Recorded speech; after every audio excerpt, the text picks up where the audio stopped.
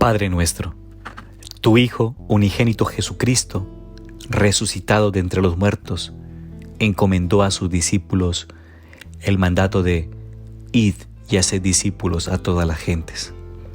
Tú nos recuerdas que a través de nuestro bautismo somos partícipes de la misión de la Iglesia. Por los dones de tu Santo Espíritu, concédenos la gracia de ser testigos del Evangelio, valientes y tenaces, para que la misión encomendada a la Iglesia, que aún está lejos de ser completada, pueda encontrar manifestaciones nuevas y eficaces que traigan vida y luz al mundo. El Evangelio de hoy, miércoles 21 de octubre, es de San Lucas, capítulo 12, versículo 39 al 48. Dijo Jesús a sus discípulos: comprended que si supiera el dueño de la casa a qué hora viene el ladrón, velaría y no le dejaría abrir un boquete en su casa. Lo mismo vosotros, estad preparados, porque a la hora que menos penséis, viene el Hijo del Hombre. Pedro le dijo: Señor, ¿dices esta parábola para nosotros o para todos? Respondió el Señor: ¿quién es pues el administrador fiel y prudente a quien el Señor pondrá al frente de su servidumbre para darle a su tiempo su ración conveniente? Dichoso aquel siervo a quien su Señor al llegar encuentre haciéndolo así. De verdad os digo que le pondrá al frente de toda su hacienda. Pero si aquel siervo se dice en su corazón: mi Señor tarda en venir, y se pone a golpear a los criados y a las criadas, a comer y a beber, y a emborracharse, vendrá el Señor de aquel siervo el día que no espera y en el momento que no sabe. Le separará y le señalará su muerte de entre los infieles. Aquel siervo que, conociendo la voluntad de su Señor, no ha preparado nada ni ha obrado conforme a su voluntad, recibirá muchos azotes. El que no la conoce y hace cosas dignas de azotes, recibirá pocos. A quien se le dio mucho, se le reclamará mucho, y a quien se confió mucho, se le pedirá más. Palabra del Señor. Gloria a ti, Señor Jesús.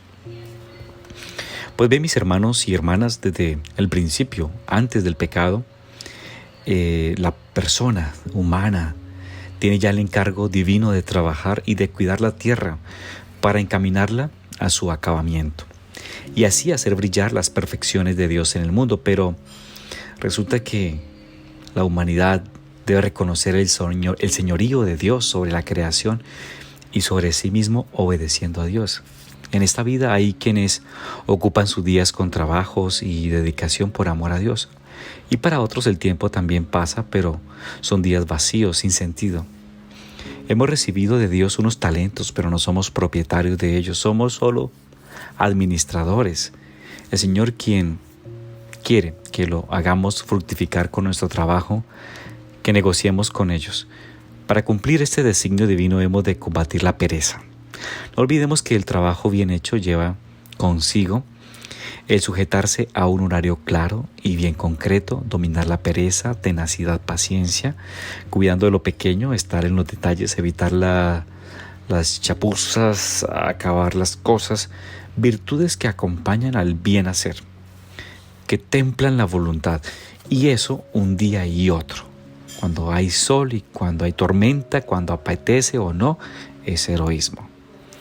Hay una anécdota de una persona que sabía sacar provecho a su trabajo. Se trata de un artista que hizo 9 estatuas de mujer, todas al mismo tamaño, en posiciones distintas.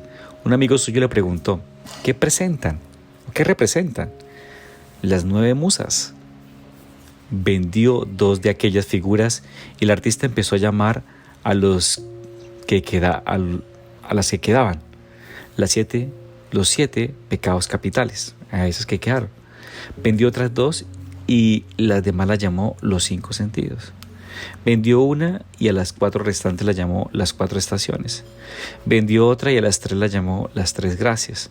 Vendió 2 y a la única que le quedaba le puso este título: soledad. El trabajo es una exigencia, mis hermanos. Con su trabajo, con nuestro trabajo, perfeccionamos la obra de la creación. Después de la caída original, hemos recibido del Señor ese mandato. Y con el sudor de tu rostro comerás el pan. Pero el trabajo sigue siendo bueno, y con Jesús, nuestro Salvador, que quiso ocuparse durante muchos años de un oficio manual, hasta el punto de que serviría más tarde para identificarle, ¿no es este el hijo del artesano? El sufrimiento en las labores no es una maldición, ni un castigo, sino instrumento de santidad, de redención que da dignidad, que nos da nobleza. En el trabajo encontramos nuestra propia perfección y nos acercamos más a Dios. El trabajo es un gran bien para nosotros, no un castigo. Ojo, en el proyecto de Dios el trabajo aparece como un derecho deber y es necesario para que los bienes de la tierra sean útiles a la vida de nosotros mismos, de la sociedad, contribuya a orientar la actividad humana hacia Dios en el cumplimiento de su mandato de someter la tierra. O sea, la obligación de trabajar no ha surgido como una secuela del pecado original, ni se reduce a un hallazgo de los tiempos modernos. Se trata de un medio necesario para que ganemos el sustento, recojamos frutos para la vida eterna. El hombre nace para trabajar como las aves para volar, dice el libro de Job, capítulo 5, versículo 7. El trabajo no ha de ser visto como una mera necesidad, sino como una verdadera vocación, un llamamiento de Dios a construir un mundo nuevo en el que habite la justicia, la fraternidad, anticipos del reino de Dios en el que no habrá ya ni carencias ni limitaciones. Por eso para un cristiano, para una cristiana, el trabajo no es solamente humano, somos de verdad, somos personas, sí, humanas, y tiene que ser un trabajo humano, sino sobrenatural, porque no nos falta nunca la presencia de Dios, el trato con Dios, la conversación con Dios. Jesucristo pasó la mayor parte de su vida en Nazaret ocupado en realizar un trabajo manual.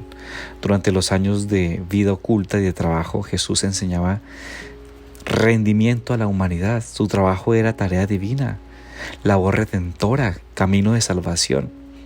En aquel trabajo manual está santificado el todo trabajo. Finalmente, pienso que el trabajo es muy variado. Sería difícil enumerar todas las actividades que podemos desarrollar sobre esta tierra, en el mar o en el aire.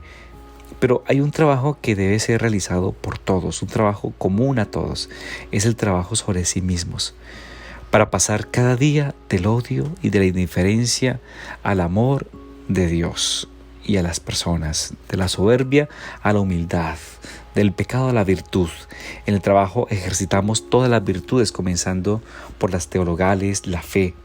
Al sabernos en presencia de Dios que nos ve y mira nuestras labores, hemos de realizar el trabajo con sentido sobrenatural y terminarlo bien para convertirlo en oración y ofrecerlo a Dios.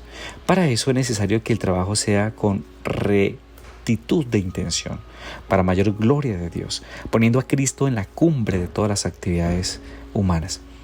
Ejercitamos la esperanza cuando no desfallecemos y continuamos trabajando a pesar del cansancio. Acordándonos de Cristo azotado y coronado de espinas, nuestro trabajo es cosa de Dios y no es un vano en presencia de Dios. Y también se ejercita la caridad cuando lo realizamos con visión sobrenatural al servicio del prójimo. Ahí estamos ejercitando el amor en nuestro trabajo. Ayúdanos a hacer que todos los pueblos puedan experimentar el amor salvífico y la misericordia de Jesucristo, Él que es Dios y vive y reina contigo en la unidad del Espíritu Santo por los siglos de los siglos. Amén. Y que el Señor te bendiga con su infinito amor, el Padre, el Hijo y el Espíritu Santo. Que tengas una bendecida jornada.